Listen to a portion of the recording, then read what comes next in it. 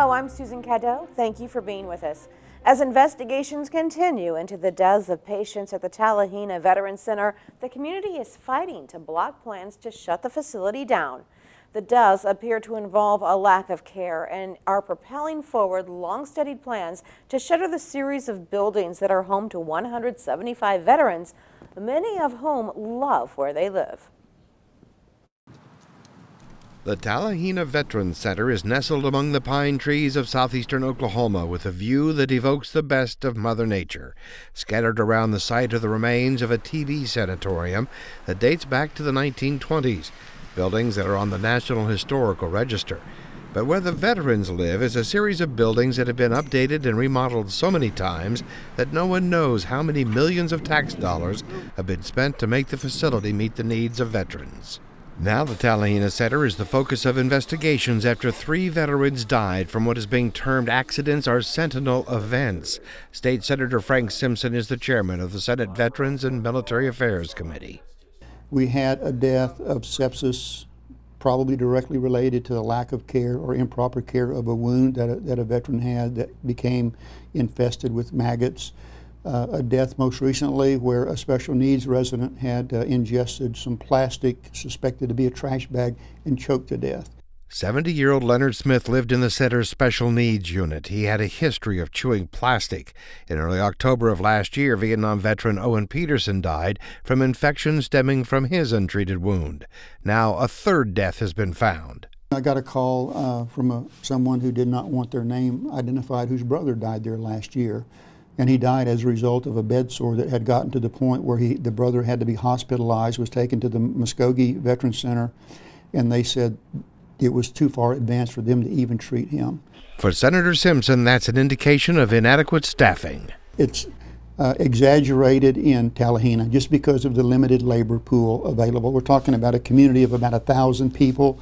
There aren't any big cities close, and there just isn't a labor pool to draw people from. It is staffing shortages that the senator cites as the main reason for Senate Bill 544. My bill doesn't necessarily mandate the closing of Talihina. It authorizes the ODVA to pursue options to relocate the facility to another location. Miles Deering is the executive director of the ODVA. The agency is already looking in McAllister and Poto for a suitable site to build a new facility. And that's simply because the relocation wouldn't be allowed, and the federal government wouldn't contribute to that relocation and the building of a new building unless it was within 90 miles. Cost of operation and staffing problems are cited by Director Deering as reasons for closing Talihina. We had to pay our medical provider that we brought in there 25% more than we pay other providers just to get them to come. While parts of the Veterans Center still include the original floors from the sanatorium, only the old auditorium is actually still used. It's where veterans take in sporting and other special events. Jerome White is head of the Veterans Council in Talihina. He says the majority of the veterans who live there do not want to move. It's extremely beautiful here. A lot of the fellas in the spring and summer go out on the overlook and just sit and relax and enjoy the scenery. And you're not going to get that anywhere but here. Jerome served in the Navy submarine service aboard the world's first nuclear-powered submarine, the USS Nautilus. He says the majority of the staff are dedicated to their jobs. Of course, there's a few bad apples in every bunch, and there are some that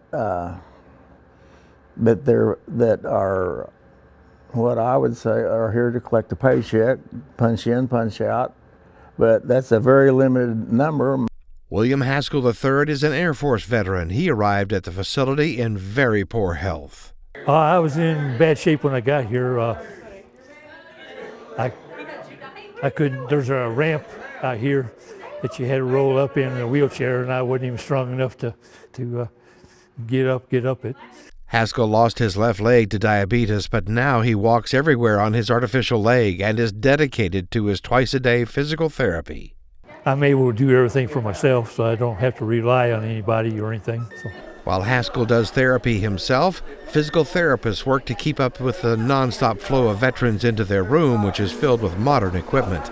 Talihina resident Jerry Pierce launched a Facebook page and is circulating a petition to give to Senator Simpson and the ODVA as the community takes steps to help the Veterans Center staffing needs. The Kaimeshi Technology Center, which we've talked to, and they have agreed to turn out the LPN nurses.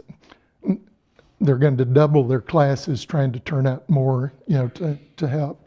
Talihina Mayor Don Faulkner says there is no support in his town for closing the Veterans Center. We rebuked all of the reasons that they have come up with.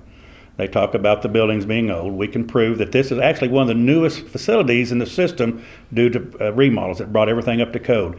And Mayor Faulkner believes moving the center away is a slap in the face of rural Oklahomans. We want to see our whole state prosper as a whole, not just the urban areas, but all our state. And it's very frustrating to us when we see that just because we're in a small town in a rural area that the urban people don't think we deserve anything. Jerry Pierce says he wants Senator Simpson and Miles Deering to come to town. I realize they're busy people, but they owe us that much to come down and at least see it and talk directly to the people that they're going to affect. But that visit isn't very likely. Scenery aside, Director Deering's mind is settled on closing the Talihina Center. I don't get points for beautiful views. I get points for taking care of veterans. If a new building is constructed, it will be 3 to 5 years before any veteran is moved. Senator Simpson's bill goes before his committee in a few days. There will be some opposition in the legislature to moving Talihina, in part because the state will have to float a $35 million bond issue to pay for its share of the cost.